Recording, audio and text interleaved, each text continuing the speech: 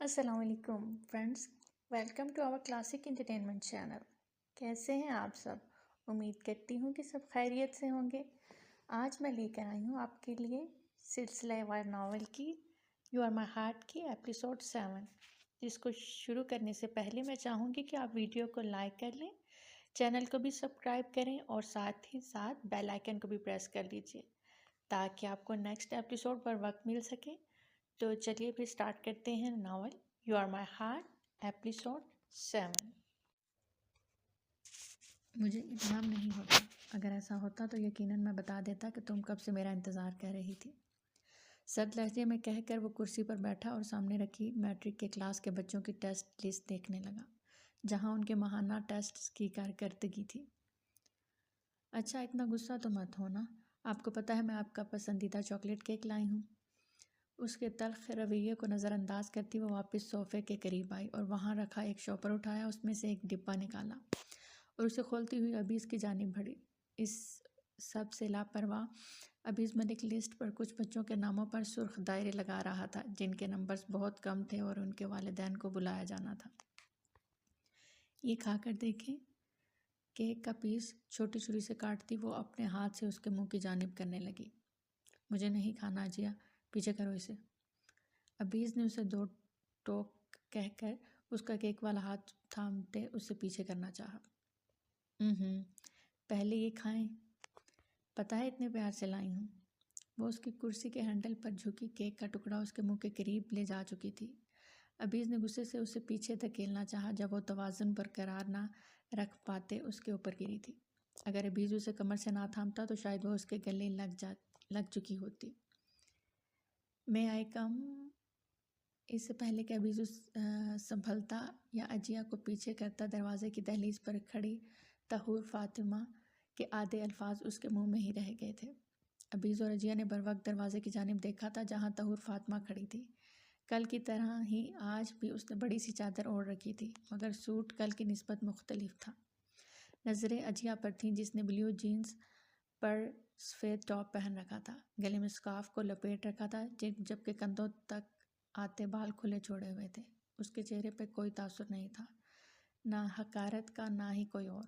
स्पार्ट और बेतासुर सा चेहरा था उसका। आई एम सॉरी सर, मैं बाद में आती हूँ, वो संजीदगी से कहती दरवाज़ा बंद करती बाहर निकल गई तो अबीज़, जो उसी को देख रहा था, होश में आया और अजिया को खुद से परे धकेला। अपनी नहीं तो मेरी ही इज्जत का ख्याल कर लो तुम, जिसे तमाशा बनाने पे तुली हुई हो। घर कम पड़ गया था जो यहाँ भी तुम्हें झेलूं। कुछ देर सुकून क्यों नहीं लेने देती तुम मुझे, जो यहाँ भी मुँह उठाकर चली आई। इससे पहले कि मैं तुम्हारा यहाँ दाखिला बंद कर दूँ, दफ़ा हो जाओ यहाँ से। उंगली उठाकर उसे वार्न करता वो घुराया तो वो शिकवा के ना नज़रों से उसे देखती केक का डिब्बा उठाने लगी। आखिर इतनी बुरी क्यों लगती हूँ मैं आपको? अजिया ने उदासी से पूछा। मैंने कहा जाओ। वो एक बार फिर धड़ा तो वो केक वहीं छोड़ती बाहर निकल गई। अबीज़ पानी पीता खुद को परसुकून करने लगा। वो बाहर आई तो बाहर ही तहूर फातिमा एक कुर्सी पे रजिस्टर थामे बैठी थी। शायद वो अबीज़ के फारिग होने का इंतज़ार कर रही थी। हे यू, इधर आओ। वो तहूर की तरफ देखती मगरूराना अंदाज में बोली तो तहूर ने इधर उधर देखा, फिर किसी को ना पाकर उसके करीब आए, जो तीखी नज़रों से उसे ही देख रही थी। आपने मुझे बुलाया मैम? तहूर ने उसके करीब आते धीमे लहजे में इस्तफसार किया। मैं अभी की मंगेतर हूँ और यू नो कि ये सब तो चलता है ना। अजिया ने सर से पैर तक उसका जायज़ा लेते हुए कहा, जो सादा से हुलिये में भी पुरकशिश लग रही थी। उसकी बात सुनकर तहूर फ़कत सर हिला गई थी। तो इस बात का ढंढोरा मत पीटती रहना, अभी को पसंद नहीं यूँ अपनी ज़ाती ज़िंदगी की तशहीर करना। और एक बात और, मुँह उठाकर हर जगह नहीं चले जाया करते, और अभी के ऑफिस में तो बिल्कुल नहीं। आइंदा एहतियात करना। तीखे तेवर लिए उसने तहूर को जिताया और आंखों पर सन ग्लासेस लगाए। अब जाओ, मुँह क्या देख रही हो मेरा? उसे वहीं जमे देख कर अजिया ने डपटा तो वह बगैर कुछ कहे अबीज़ के ऑफिस की जानिब चल दी। दरवाजे पर पहुंचकर उसने दस्तक दी, मगर दरवाज़ा खोलने की कोशिश नहीं की कि पहले भी दरवाज़ा खोलकर वो बेवकूफ़ी कर चुकी थी। कम इन। अंदर से अबीज़ मलिक की संजीदा और सर्द आवाज़ सुनकर उसने रजिस्टर पर गिरफ्त जमाई और अंदर दाखिल हो गई। सामने ही वो अपनी कुर्सी पर बैठा हुआ था। चेहरा स्पॉट था, جس سے وہ کچھ اخذ نہیں کر پائی کہ اس وقت اس کا موڈ کیسا ہے۔ اجیا کا لایا ہوا کیک ابھی تک اس کی ٹیبل پر پڑا تھا۔ سر، یہ آج کی اٹینڈنس لسٹ ہے۔ جو بچے بغیر بتائے غیر حاضر ہیں ان کے گھر فون کر دیا ہے اور ان کے نہ آنے کی وجہ بھی یہاں لکھ دی ہے۔ طہور نے اس کو ہنوز چپ دیکھ کر رجسٹر کھول کر اس کے سامنے رکھ دیا۔ ابھی اس نے ایک نظر اس پر ڈال کر رجسٹر کھولا تو سامنے ہی ترتیب سے کلاسز کے نام لکھے گئے تھے۔ پھر ہر کلاس کے سامنے غیر حاضر بچوں کے نام اور نہ آنے کی وجہ بھی لکھی ہوئی تھی۔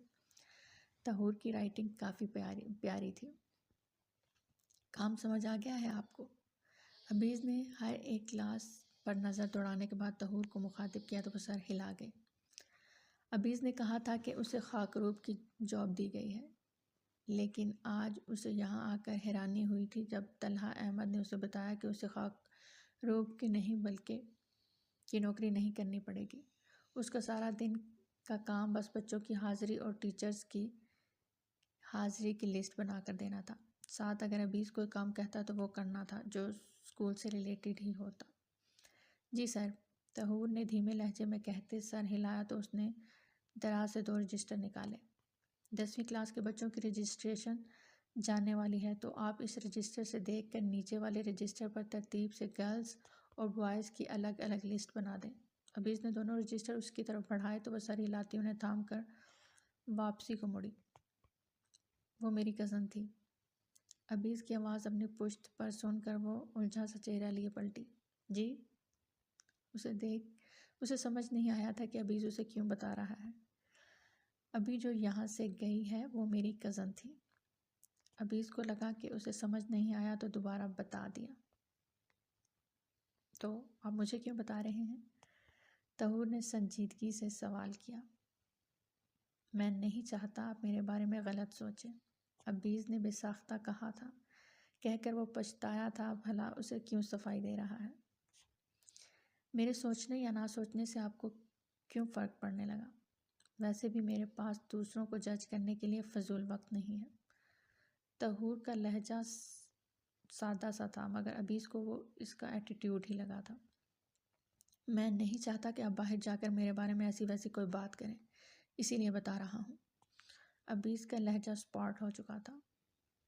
مجھے چگلی لگانے کی عادت نہیں ہے سر، اس لیے بے فکر رہیں۔ ویسے بھی وہ آپ کی منگیتر ہے اور ان کے کہے کے مطابق اتنا تو چلتا ہے۔ بے تاثر مگر مضبوط لہجے میں کہہ کر وہ رکی نہیں تھی بلکہ رجسٹر تھامے باہر نکل گئی۔ ابھی اس کو چند پل لگے تھے یہ سمجھنے میں کہ اجیا نے اپنا تعارف اس کی منگیتر کی حیثیت سے کروایا ہے۔ اجیا دانت پیس کر اس کا نام لیتا وہ اسے قتل کرنے کے در پہ تھا، مگر فی الحال ایسا ناممکن تھا۔ یہ لڑکی کبھی اسے سکون سے نہیں رہنے دے سکتی تھی، یہ تو طے تھا۔ شام کے وقت وہ باہر سے ہو کر ابھی حویلی لوٹا تھا۔ اس کا ارادہ فریش ہونے کا تھا تاکہ ڈنر کر سکے، لیکن اسی وقت اسے سردار شرافت جگتوئی نے بلایا تھا، یہ کہہ کر کہ انہیں اس سے ضروری بات کرنی ہے۔ فریش ہونے کا ارادہ ترک کرتے وہ ان کے کمرے کی جانب بڑھا تھا، جہاں حال میں اس کی نگاہ آئمہ پر پڑی تھی، جو معنی خیز نظروں سے اسے ہی دیکھ رہی تھی۔ اسے دیکھتے ہی بہرام کے ماتھے پر بل پڑے تھے، جس پر وہ ڈھٹائی سے ہنسی تھی۔ بہرام کمرے میں داخل ہوا تو سامنے ہی سردار شرافت جگتوئی اور صوبیہ صوفوں پر برجمان تھے۔ انہیں دیکھ کر اس نے مشترکہ سلام کیا اور پشت پر ہاتھ باندھے ادب سے سر جھکائے کھڑا ہو گیا۔ مجھے تم سے ضروری بات کرنی ہے بہرام، سردار شرافت جگتوئی نے بغور اسے دیکھتے ہوئے کہا۔ جی بابا سائیں۔ اس نے اب کی بار نظریں اٹھائی سوالیہ نگاہوں سے انہیں دیکھا۔ تمہاری ماں چاہتی ہے اب تمہاری شادی کر دی جائے، اور تمہاری ہی نہیں بلکہ بخت کی بھی، سردار شرافت جگتوئی نے کہا تو بہرام نے چونک کر ماں کو دیکھا۔ انہوں نے ایسا تو اسے کچھ نہیں بتایا تھا۔ اتنی جلدی کیا ہے بابا سائیں؟ ابھی کچھ دنوں بعد میں سردار بن جاؤں گا، اتنی بڑی ذمہ داری کے ساتھ میں شادی جیسی ذمہ داری نہیں اٹھا سکتا۔ وہ صاف لفظوں میں انکار نہیں کر سکتا تھا کہ ابھی اسے شادی نہیں کرنی، تبھی بہانہ گڑا تھا۔ نہ تو تمہاری بیوی کوئی بچی ہوگی جسے تمہیں گود میں لے کر گھومنا پڑے، نہ ہی کوئی بڑھیا ہوگی جسے قدم قدم پر تمہارے سہارے کی ضرورت ہو۔ تمہیں بس شادی کرنی ہے اور اس گھر کو ایک بہو دینی ہے۔ جہاں تک رہی گاؤں کی بات تو تم اکیلے نہیں ہو، میں تمہارے ساتھ ہوں۔ سردار شرافت نے اس کا اعتراض رد کیا تو وہ لب بھینچ کر رہ گیا۔ تمہارے بابا سائیں بالکل ٹھیک کہہ رہے ہیں بہرام، اس عمر میں ہی تو شادی ہوتی ہے، اور پھر ہم ہاں کر چکے ہیں، اب کسی قسم کا کوئی اعتراض نہیں۔ اب کی بار صوبیہ نے کہا تو بہرام نے اچنبے سے ماں کو دیکھا۔ کیا مطلب ہاں کر چکے ہیں ماں سائیں؟ کس کو ہاں کی ہے آپ نے؟ اس نے الجھ کر پوچھا تھا۔ تمہارے لیے آئمہ اور بخت کے لیے رائمہ کا رشتہ مانگا ہے ہم نے۔ شہزاد بھائی نے ہاں کر دی ہے، اب بس شادی کی تاریخ پکی کرنی ہے۔ صوبیہ کے انکشاف پر بہرام کا چہرہ غصے سے سرخ پڑ گیا تھا۔ مجھ سے پوچھے بغیر آپ کیسے اتنا بڑا فیصلہ کر سکتی ہیں؟ بخت کی شادی آپ چاہے جس سے مرضی کروائیں، مگر مجھے آئمہ سے شادی نہیں کرنی۔ اس نے دو ٹوک لہجے میں کہا تو صوبیہ بے یقینی سے اسے دیکھنے لگی۔ اسے لگا تھا کہ اپنی ماں کے فیصلے پر وہ بغیر کوئی اعتراض کیے سر جھکا دے گا، تبھی بغیر اس سے پوچھے وہ سعدیہ اور شہزاد ملک سے حامی بھر چکی تھی۔ بہرام ایسا رد عمل دے گا اس بات کا تو انہیں گمان بھی نہیں تھا۔ تمیز سے بات کرو بہرام، مت بھولو کہ تم اپنی ماں سے مخاطب ہو، اور تمہیں آئمہ سے شادی کیوں نہیں کرنی؟ سردار شرافت نے سرد لہجے میں بہرام کو گھورا۔ کیونکہ وہ اس حویلی کی بہو بننے کے لائق نہیں ہے۔ مجھے اس کا پہناوا، اس کا انداز بالکل نہیں پسند، اور نہ ہی میری اس کے ساتھ بنتی ہے۔ یہ میرا آخری فیصلہ ہے، اور اس گاؤں کے ہونے والے سردار کو کوئی بھی اس کا فیصلہ بدلنے پر مجبور نہیں کر سکتا۔ بہرام کا لہجہ بے حد سخت تھا۔ شہر میں تو کسی کو پسند نہیں کر رہا ہے جو یوں ہمارے آگے زبان چلا رہے ہو تم۔ سردار شرافت نے اس کے انداز ملاحظہ کرتے ہوئے کہا تو وہ تیزی سے نفی میں سر ہلا گیا۔ ایسا کچھ نہیں ہے بابا سائیں، بہرام جگتوئی کرتا ہے ڈنکے کی چوٹ پر کرتا ہے۔ بہرام نے مضبوط لہجے میں کہا تو وہ سر ہلا گئے، جبکہ صوبیہ پریشانی سے اپنے بڑے بیٹے کو دیکھ رہی تھی۔ میں اب بھائی کو کیا منہ دکھاؤں گی؟ میں نے ہاں کر دی ہے ان کو، صوبیہ نے پریشانی سے کہا۔ یہ تمہارا مسئلہ ہے، ہمارا نہیں۔ میں نے تمہیں پہلے ہی کہا تھا کہ ہمیں تمہارے بھائی سے رشتہ داری نہیں کرنی، مگر تم ہی بھتیجیوں کی محبت میں اندھی ہوئی جا رہی تھی۔ بغیر پوچھے تم نے ہاں کی ہی کیوں؟ جو کچھ کیا ہے تم نے، اب بھگتو بھی خود۔ سردار شرافت نے صوبیہ کو گھر کا اور باہر نکل گئے۔ بہرام نے تعصب سے ماں کو دیکھا جو آنسو بہا رہی تھی۔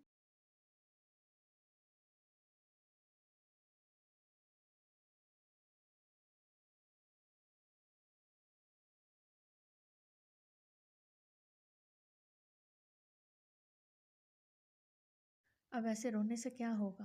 آپ کو مجھ سے پہلے پوچھ لینا چاہیے تھا نا۔ میں ایما کے ساتھ اپنی زندگی برباد نہیں کر سکتا۔ آپ ان سے معذرت کر لیجئے گا پلیز۔ ماں کے ہاتھ چوم کر وہ نرمی سے کہتا باہر جا چکا تھا، جبکہ صوبیہ سوچ رہی تھی کہ اب وہ کیا کہہ کر اپنے بھائی کو انکار کرے۔ رات کو کھانے پر سب لوگ ہی موجود تھے۔ شہزاد ملک کی طبیعت اب پہلے سے قدرے سنبھلی تھی۔ کھانا پرسکون ماحول میں کھایا گیا تھا۔ ایسے میں ایک بہرام ہی تھا جو آئمہ کی خود پر جمی نظروں سے کوفت محسوس کر رہا تھا۔ اس کو بس نہ چل رہا تھا کہ اس بے باک لڑکی کو دنیا سے ہی غائب کر دے۔ کھانا کھانے کے بعد وہ سب اٹھنے لگے۔ جب صوبیہ کے کہنے پر سب رکے، سب لوگ واپس اپنی اپنی جگہ پر بیٹھ چکے تھے۔ سب لوگ یہاں موجود ہیں تو میرے خیال میں سب کی موجودگی میں ہی بات ہو جانی چاہیے، صوبیہ نے کہا تو سب سوالیہ نظروں سے اسے دیکھنے لگے۔ آئمہ کے چہرے پر مسکراہٹ تھی، جیسے وہ جانتی ہو کہ وہ کیا کہنے والی ہیں۔ کون سی بات ماں سائیں؟ بختیار نے ایک نظر سب کے چہروں پر ڈال کے پوچھا۔ رائمہ کے سوا سب کے چہروں پر اطمینان تھا، یعنی وہ سب جانتے تھے۔ بہرام کی جیسے ہی سردار بننے کی رسم ختم ہوگی، اس کے 2 دن بعد تمہاری اور رائمہ کی منگنی کر دی جائے گی۔ جواب سردار شرافت کی طرف سے تھا، جسے سن کر جہاں رائمہ کو ٹسکا لگا تھا وہیں بختیار شوق کے عالم میں اپنی جگہ سے اٹھ کھڑا ہوا تھا۔ جو کچھ ابھی اس نے سنا تھا وہ سب اس کے وہم و گمان میں بھی نہیں تھا۔ یہ آپ کیا کہہ رہے ہیں بابا سائیں، میری اور رائمہ کی منگنی؟ بختیار نے دل سے دعا کی کہ وہ کہہ دیں نہیں یہ مذاق تھا، مگر کبھی کبھار سب کچھ ہماری منشا کے مطابق نہیں ہوتا۔ ہاں، تمہاری اور رائمہ کی منگنی۔ ہم نے تم دونوں کا رشتہ طے کر دیا ہے، صوبیہ نے اطمینان سے جواب دیا تو بختیار نے بے بسی سے رائمہ کا چہرہ دیکھا جو سرخ پڑ گیا تھا۔ مگر مجھ سے پوچھا بھی نہیں آپ لوگوں نے؟ وہ باپ کی طرف دیکھتے منمنایا۔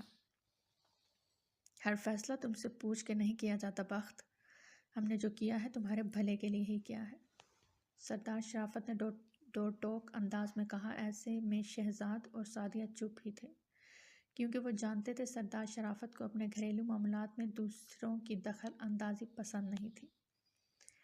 اتنا حیران کیوں ہو رہے ہو بخت؟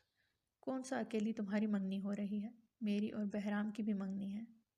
جب صوبیہ نے اس کی اور بہرام کی منگنی کے بارے میں کوئی بات نہ کی تو آئمہ نے خود ہی اپنی دانست میں اس پر بم پھوڑا۔ صوبیہ اس کی بات پر جزبز سی ہوئی، جبکہ سردار شرافت نے ناگواری سے آئمہ کو دیکھا تھا اور وہ بہرام کی بات سے متفق ہوئے تھے کہ آئمہ کو کوئی سلیقہ یا تمیز نہیں ہے۔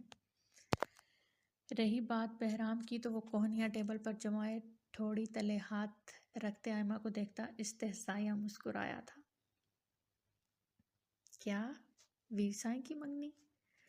بختیار نے چونک کر بہرام کو دیکھا جو بہت پرسکون تھا۔ تو کیا وہ راضی تھا؟ نہیں، آئمہ کو کوئی غلط فہمی ہوئی ہے، رشتہ صرف تمہارا اور رائمہ کا جڑا ہے۔ سردار شرافت نے آئمہ کی بات کی تردید کی تو اس نے نگاہیں پھاڑے صوبیہ کو دیکھا جو نظریں چرا گئی۔ مگر بھائی صاحب، صوبیہ نے تو میری دونوں بیٹیوں کا ہاتھ مانگا تھا اور دونوں کی ہی منگنی طے کی تھی، سعدیہ نے حیران ہوتے ہوئے کہا۔ جی ہاں، مگر میرے بڑے بیٹے کو آپ کی بیٹی سے شادی نہیں کرنی بہن جی، اور نہ ہی ہم اسے مجبور کر سکتے ہیں، سردار شرافت نے دو ٹوک انداز میں کہا تو سعدیہ بل کھا کر رہ گئیں، جبکہ آئمہ بازی پلٹتے دیکھ کر وہاں سے واک آؤٹ کر گئی تھی۔ اس کے جانے کے بعد بہرام ہاتھ جھاڑتا اٹھ کھڑا ہوا جیسے کہہ رہا ہو خسکم جہاں پاک۔ اس کے جاتے ہی سب ہی باری باری وہاں سے چلے گئے تھے۔ اب وہاں صرف بختیار اور رائمہ ہی رہ گئے تھے۔ تم جانتی تھی اس بارے میں؟ بختیار نے سرد لہجے میں سامنے سر جھکائے بیٹھی رائمہ کو مخاطب کیا۔ نہیں ویر سائیں، مجھے اس بارے میں کچھ نہیں پتا تھا، رائمہ نے نفی میں سر ہلاتے تیزی سے کہا۔ تو تم راضی ہو؟ بخت نے سخت لہجے میں پوچھا تو وہ ایک بار پھر نفی میں سر ہلا گئے۔ تو پھر انکار کیوں نہیں کیا؟ اب کی بار وہ چڑھ کر بولا تو رائمہ نے بھیگی آنکھیں اٹھا کر اسے دیکھا۔ میں تو لڑکی ہوں، میرے انکار کی کیا اہمیت؟ انکار تو آپ کو کرنا چاہیے تھا نا، جو آپ نے نہیں کیا۔ آپ میرے ویر سائیں ہیں، میں آپ سے شادی نہیں کروں گی۔ رائمہ کا نم لہجہ بختیار کو اپنے برے اور تلخ رویے کا احساس دلا گیا تھا، مگر اس سے پہلے کہ وہ کچھ کہتا رائمہ تیزی سے وہاں سے نکلتی چلی گئی۔ میں بھی یہ شادی نہیں کروں گا، دو ٹوک انداز میں وہ فیصلہ کرتا ماں کے کمرے کی جانب بڑھا تھا تاکہ اپنا انکار جمع کروا سکے۔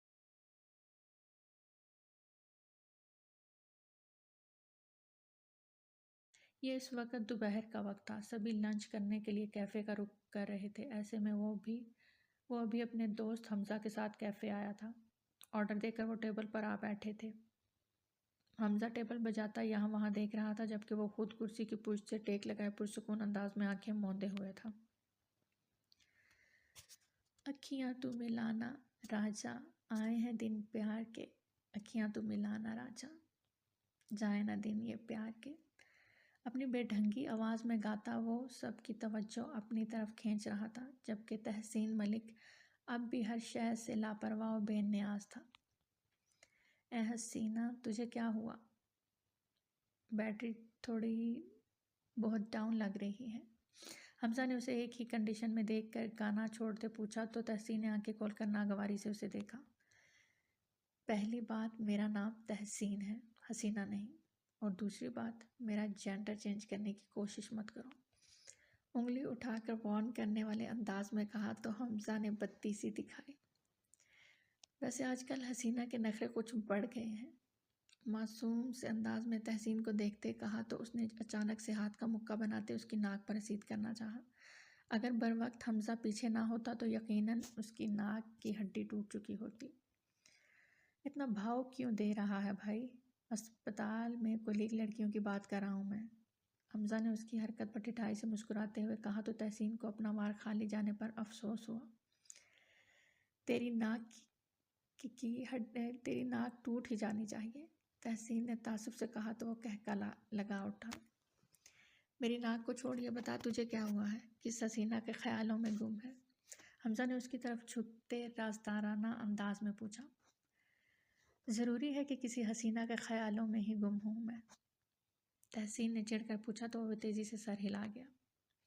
آف کورس میری جان، اب تو لڑکی تو ہے نہیں جو کسی ہینڈسم کے خیالوں میں گم ہوگی، یا پھر یہ کہہ سکتا ہوں کہ تجھے مرد ہی پسند ہے۔ حمزہ نے شرارت سے آنکھیں گھمائیں تو تحسین نے یوں دانت پیسے جیسے دانتوں کے درمیان حمزہ موجود ہو۔ تیری باتیں بھی تیری طرح ہی فضول ہیں۔ فار یور کائنڈ انفارمیشن، میں ایک شریف لڑکا ہوں۔ تحسین نے جتایا تو حمزہ نے بغور اسے دیکھا۔ چہرے سے لگتا تو نہیں، لیکن تو کہتا ہے تو مان لیتا ہوں۔ اب بتا بھابھی کا نام؟ حمزہ نے کہتے کہتے اچانک سے پوچھا تو تحسین جو اس کی بات سن رہا تھا بے ساختہ بول اٹھا، رائمہ ملک۔ اس کے جواب پر حمزہ کے ہونٹوں پر مسکراہٹ کھلی تو تحسین کو احساس ہوا کہ وہ کیا بول چکا ہے۔ ہاں، رائمہ ملک، نام تو کافی اچھا ہے۔ ویسے یہ واردات کب ہوئی؟ حمزہ نے دلچسپی سے پوچھا۔ اس سے پہلے کہ وہ کچھ کہتا ویٹر ان کا آرڈر لے آیا۔ وہ کھانا ٹیبل پر لگا کر واپس چلا گیا تو تحسین حمزہ کی طرف متوجہ ہوا، جو ابھی بھی سوالیہ نظروں سے اسے ہی دیکھ رہا تھا۔ بس کچھ دن پہلے ہی دیکھا تھا اسے، اپنے بابا کے ساتھ آئی تھی میڈیسن لینے، تحسین نے بتایا۔ اب چھپانے کا کوئی فائدہ بھی نہیں تھا کہ حمزہ تو بال کی خال اتار کر رکھ دینے والوں میں سے تھا۔ ایک ہی ملاقات میں دل لے گئی، واہ بڑی ڈیئرنگ ہے تیری والی تو۔ حمزہ نے توصیفی انداز میں کہا تو وہ ہنس دیا۔ محبت کے لیے تو ایک ہی نظر کافی ہوتی ہے، پھر ملاقات کیا چیز ہے؟ تحسین نے کہا تو وہ سمجھنے والے انداز میں سر ہلا گیا۔ تو کب بجا رہا ہے اپنا بینڈ؟ میرا مطلب شادی؟ حمزہ نے اسے خود کو گھورتے پا کر تیزی سے سوال کی تصحیح کی، ساتھ میں کھانے سے انصاف بھی جاری رکھا۔ بس اپنی والی کے بارے میں معلومات تو حاصل کر لوں، پھر دیکھیں گے، ابھی تو مجھے نام کے علاوہ کچھ بھی نہیں معلوم۔ تحسین نے کھانا کھاتے ہوئے بتایا تو وہ سر ہلا گیا۔ ہمت مردہ مدد خدا۔ حمزہ نے ہوا میں سر جھلایا تو اسے مست ہوتے دیکھ کر تحسین ہنس دیا۔ یہ تو طے تھا کہ تحسین ملک کی زندگی میں ایک ہی لڑکی کی جگہ تھی، اور وہ تھی رائمہ ملک۔ اب اس کا ارادہ رائمہ کو ڈھونڈ کر اس کے بارے میں معلومات حاصل کرنے کا تھا تاکہ جلد از جلد اس سے شادی کر سکے۔ وہ کل ہی گاؤں سے واپس آ گیا تھا۔ سردار شرافت نے اسے بہرام کی دستار بندی تک روکنے کی بہت کوشش کی تھی، لیکن وہ 1000 طرح کے بہانے بنا کر لوٹ آیا تھا۔ اپنی اور رائمہ کے رشتے کی بابت سن کر اس نے صوبیہ کو 2 ٹوک انکار کرنا چاہا تھا، مگر انہوں نے اس کی بات ماننے سے صاف انکار کر دیا تھا اور اسے ایموشنل بلیک میل کیا تھا کہ بڑے بیٹے نے تو ان کا مان توڑ دیا ہے تو وہ ہی ان کا مان رکھ لے۔ ان کی نم آنکھیں دیکھ کر وہ مزید کچھ نہیں کہہ پایا تھا، تبھی بجھے دل سے وہاں سے نکل گیا۔ شام کو بہرام کی دستار بندی تھی اور اس سے اگلے دن رائمہ اور بختیار کی منگنی، جس پر نہ رائمہ راضی تھی اور نہ ہی بختیار، مگر دونوں کے والدین کچھ سن ہی نہیں رہے تھے، جس پر دونوں نے چپی سادھ لی۔ یہ صبح سویرے کا وقت تھا۔ ناشتہ کرنے کے بعد وہ تیار ہو کر نیچے آیا تاکہ آفس جا سکے۔ پہلے جا کر گیٹ کھولا اور پھر گیراج سے اپنی بائک نکال کر سٹارٹ کی اور گیٹ سے باہر نکالی، پھر اندر آ کر گیٹ بند کرنے لگا جب اچانک سے اس کے سر پر آ کر کچھ لگا۔ سر کو سہلاتے اس نے یہاں وہاں دیکھا مگر کوئی نہیں تھا، جس پر وہ ابھی آگے بڑھنے ہی لگا تھا کہ ایک بار پھر اس کے سر پر کچھ آ کر لگا۔ اس نے پہلے نیچے دیکھا تو وہ کچا امرود تھا، پھر اوپر دیکھا تو اسے درخت پر کوئی چڑھا ہوا نظر آیا۔ اس کے لباس سے وہ اسے کوئی لڑکی ہی لگی تھی مگر وہ اس کا چہرہ نہیں دیکھ پایا تھا۔ صبح ہی صبح اسے امرود توڑنے والے پہ حیرت ہوئی تھی۔ وہ تھوڑا نزدیک ہوا اور امرود کے درخت کے تنے کو پکڑ کر زور سے ہلایا، جو بہت زیادہ موٹا نہیں تھا۔ زلزلہ آ گیا۔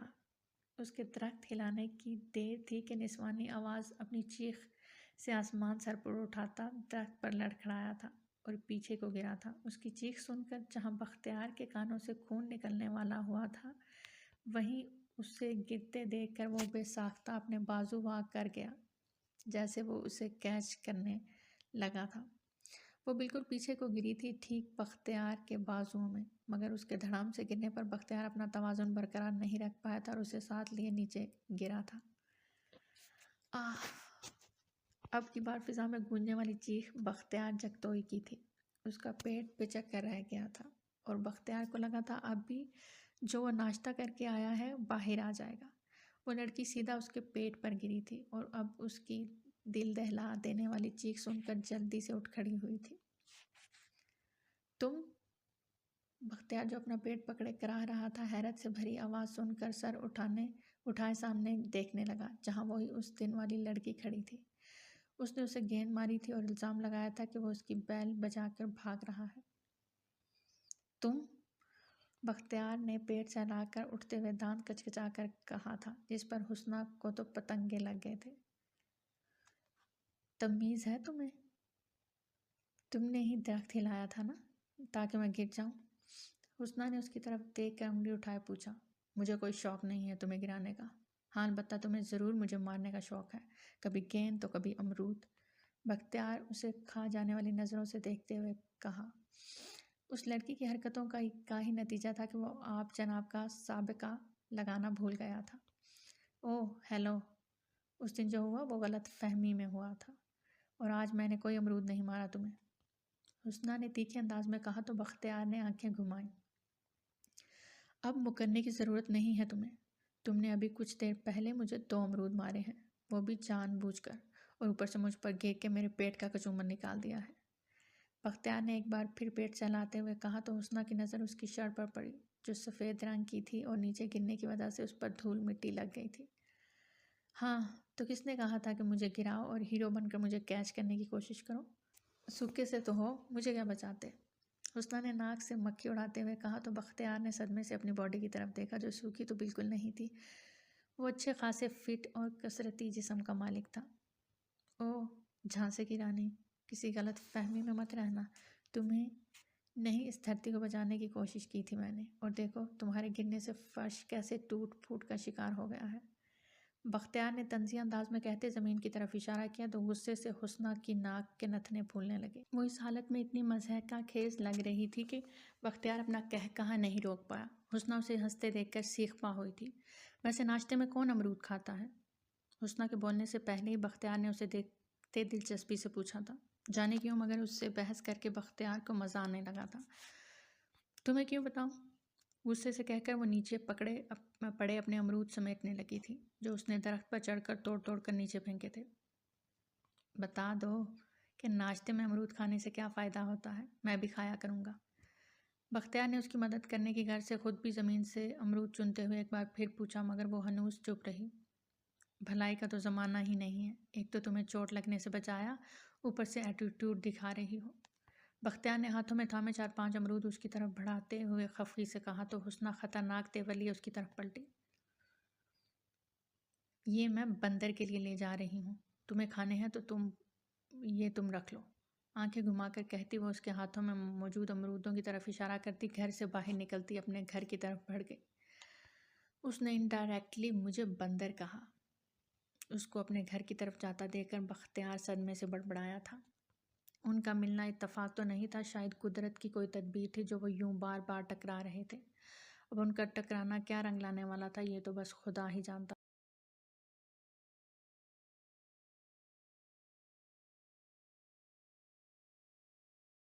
طہور فاطمہ کو اسکول جوائن کیے 2 دن ہو چکے تھے۔ ان 2 دنوں میں وہ اچھے سے سارا کام نہ صرف سمجھ گئی تھی بلکہ بہت محنت سے اپنی ذمہ داری کو بھی پورا کر رہی تھی۔ ابھی جو اس کے کام سے مطمئن، مگر ایک بات جو اس نے نوٹ کی وہ یہ تھی کہ طہور فاطمہ اپنے کام سے کام رکھنے والی لڑکی تھی۔ اسے دوسروں کے معاملے میں ٹانگ اڑانا یا بلا وجہ گھسنے کی عادت نہیں تھی، نہ ہی وہ دوسروں سے بے تکلف ہوتی تھی۔ اس کی ایک عادت جو ابھی اس کو عجیب لگی تھی وہ تھی اس کی چپی۔ ابھی اس نے کبھی اسے بلا وجہ بولتے نہیں دیکھا تھا، صرف کام کے وقت ہی کسی سے مخاطب ہوتی تھی۔ فری ٹائم میں بھی وہ اسٹاف روم میں بیٹھی رہتی۔ اس کے پاس اینڈرائڈ فون بھی نہیں تھا جس سے ابھی اس کو لگتا کہ وہ سوشل میڈیا استعمال کر کے اپنا وقت گزارتی ہوگی۔ ابھی نے اس کے پاس چھوٹا بٹنوں والا فون دیکھا تھا، وہ بھی چھٹی کے وقت جب وہ کسی کو کال ملا رہی تھی۔ اس کا بے تاثر چہرہ کبھی کبھی ابیس کو عجیب سے خیالات سے دوچار کر دیتا تھا، جیسے وہ ایموشن لیس ہو۔ اس کی نظر میں طاہر فاطمہ عجیب تھی، بے حد عجیب۔ تو جناب، کیسی لگی آپ کو آج کی قسط؟ امید کرتی ہوں کہ پسند آئی ہوگی۔ تو چلیے ملتے ہیں بہت جلد ایک نئی قسط کے ساتھ۔ تب تک اپنا ڈھیر سارا خیال رکھیں۔ اللہ نگہبان۔